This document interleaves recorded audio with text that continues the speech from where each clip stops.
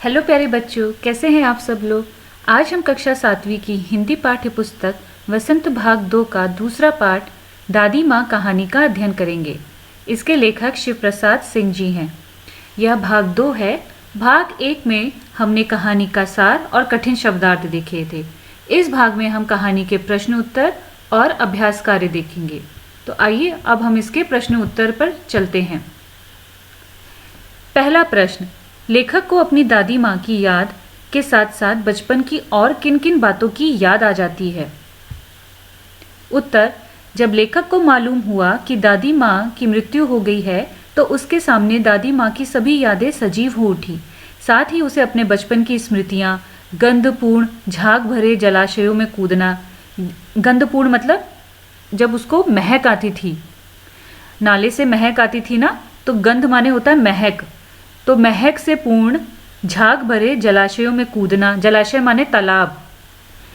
बीमार होने पर दादी का दिन रात सेवा करना, किशन भैया की शादी पर औरतों द्वारा गाए जाने वाले गीत और अभिनय के समय चादर ओढ़कर सोना और पकड़े जाना, रामी चाची की घटना आदि भी याद आ जाती हैं। यहाँ रामी चाची का मतलब है धन्नो, जो एक औरत थी धन्नो, उसकी बात हो रही है।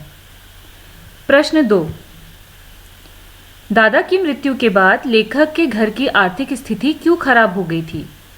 उत्तर 2, दादा की मृत्यु के बाद लेखक के घर की आर्थिक स्थिति खराब हो गई क्योंकि कपटी मित्रों एवं शुभ चिंतकों की बाढ़ आ गई। इन गलत मित्रों की संगति ने सारा धन नष्ट कर दिया। इसके अलावा दादा के श्राद्ध में भी दादी माँ के मना करने के बावजूद लेखक के पिताजी ने बेहिसाब दौलत व्यर्थ कर दी। बेहिसाब मतलब बहुत ज़्यादा, जिसका कोई हिसाब ना हो। यह संपत्ति घर की नहीं थी, कर्ज में ली गई थी। दादी माँ के मना करने के बावजूद उन्होंने नहीं माना, जिससे घर की माली हालत डांवाडोल हो गई। माली हालत मतलब आर्थिक स्थिति, डांवाडोल मतलब गड़बड़ा गई। प्रश्न 3, दादी माँ के स्वभाव का कौन सा पक्ष आपको सबसे अच्छा लगता है और क्यों। उत्तर 3, दादी माँ के स्वभाव में अनेक पक्ष थे जो हमें अच्छे लगते थे। मसलन मतलब जैसे कि दादी माँ का सेवा, संरक्षणी, परोपकारी व सरल स्वभाव आदि का पक्ष हमें सबसे अच्छा लगता है, क्योंकि इन्हीं के कारण वे ही दूसरों का मन जीतने में सदैव सफल रहीं। लेखक के बीमार होने पर दादी द्वारा उसकी सेवा करना, रामी चाची की बेटी की शादी पर उसके घर जाकर उसकी सहायता करना व पिछला बकाया ऋण माफ़ कर देना, ऋण मतलब कर्जा। पिताजी की आर्थिक तंगी देखकर दादी माँ की निशानी, जो कि सोने के कंगन थे, उनको दे देना, यह दर्शाता है कि दूसरों की मदद करना ही उनके जीवन का प्रमुख उद्देश्य था। मुझे दादी की सहृदयता और कोमलता वाला पक्ष सबसे अच्छा लगता है। सहृदय मतलब अच्छा हृदय। अब आइए हम इसके अभ्यास कार्य देखते हैं। भाषा की बात का पहला प्रश्न, नीचे दी गई पंक्तियों पर ध्यान दीजिए। जरा सी कठिनाई पड़ते अनमना सा हो जाता है संत से सफ़ेद। अब यहाँ पर ध्यान दो बच्चों, समानता का बोध कराने के लिए सा, सी, से का प्रयोग किया जाता है। इन तीनों वाक्यों को देखो, इसमें सा, सी और से का प्रयोग हुआ है। ऐसे 5 और शब्द लिखिए और उनका वाक्यों में प्रयोग करिए। अब मैंने यहाँ पर आपको 5 शब्द दे दिए हैं जिसमें सा, सी और से का प्रयोग हुआ है। पहला, कंप्यूटर सा तेज। शकुंतला देवी का दिमाग कंप्यूटर सा तेज है। कोयल सी आवाज़, लता की कोयल सी आवाज़ है। पत्थर सा कठोर, धीरे से बोलना, परिश्रम से। पहले 2 शब्दों के मैंने वाक्य बना दिए हैं, बाकी 3 शब्दों के वाक्य आपको बनाने हैं। अब आप पहले 2 शब्दों को देखिए कि वाक्य कैसे बनाए गए हैं, उससे सहायता लीजिए, और बाकी 3 शब्दों के वाक्य आपको बनाने हैं। यह आपका गृह कार्य है। दूसरा प्रश्न, कहानी में छू छू कर ज्वर का अनुमान करती है, पूछ पूछ कर घर वालों को परेशान कर देती है, जैसे वाक्य आए हैं। किसी क्रिया को जोर देकर कहने के लिए एक से अधिक बार एक ही शब्द का प्रयोग होता है, जैसे वहां जा जाकर थक गया। अब आपको क्या करना है बच्चों, ऐसे ही आपको 5 शब्द और ढूंढने हैं और उनसे फिर 5 वाक्य बनाने हैं।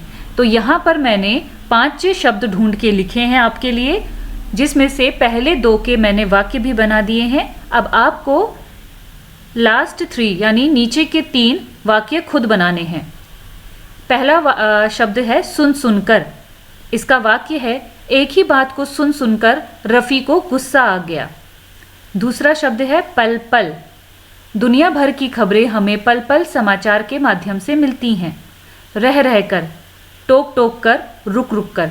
यहाँ एक शब्द को 2 बार बोला गया है, तो आपको इन्हीं शब्दों से अब वाक्य बनाने हैं। तो पहले 2 शब्दों के वाक्य मैंने बना दिए हैं। नीचे 3 जो शब्द दिए गए हैं इनके वाक्य आपको बनाने हैं। ये भी आपका गृह कार्य है।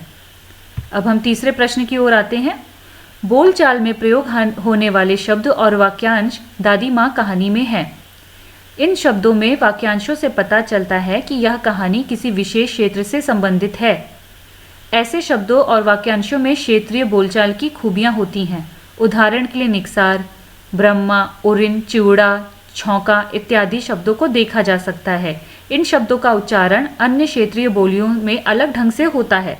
जैसे चिवड़ा को चेवड़ा कहते हैं, चुड़त्र कहते हैं, पोहा कहते हैं, और इसी तरह छौंका को छोक, तड़का भी कहा जाता है।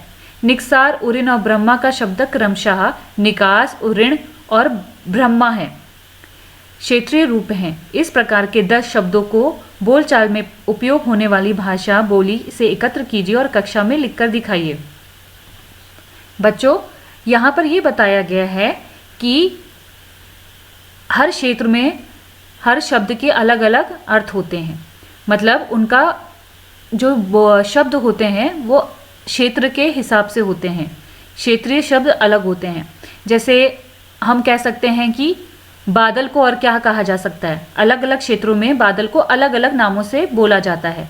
जैसे कोई बादर कहता है, कोई बदरिया कहता है। ऐसे ही और भी कई शब्द होते हैं जो क्षेत्रों के हिसाब से अलग अलग बोले जाते हैं।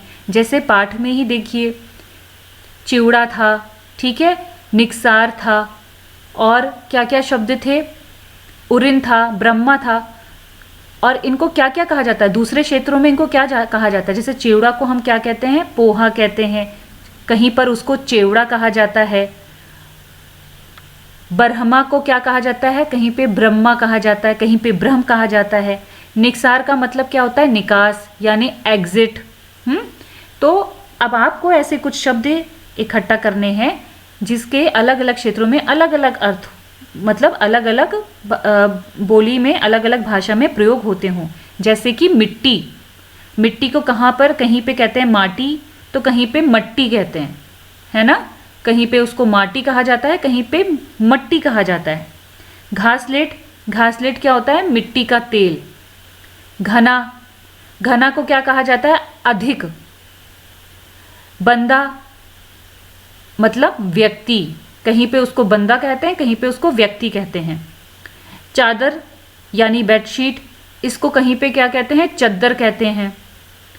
प्यार, इसको कहीं पे दुलार कहते हैं। पंछी को हम पक्षी कहते हैं।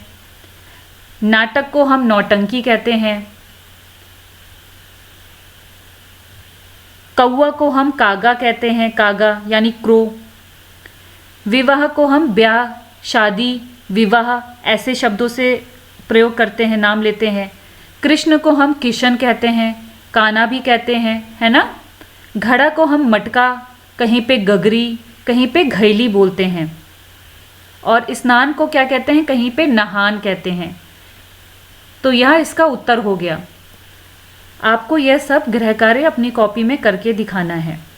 इसके पश्चात यदि आपको कहीं पे कठिनाई या समस्या आती है तो आप मुझसे पूछ सकते हैं।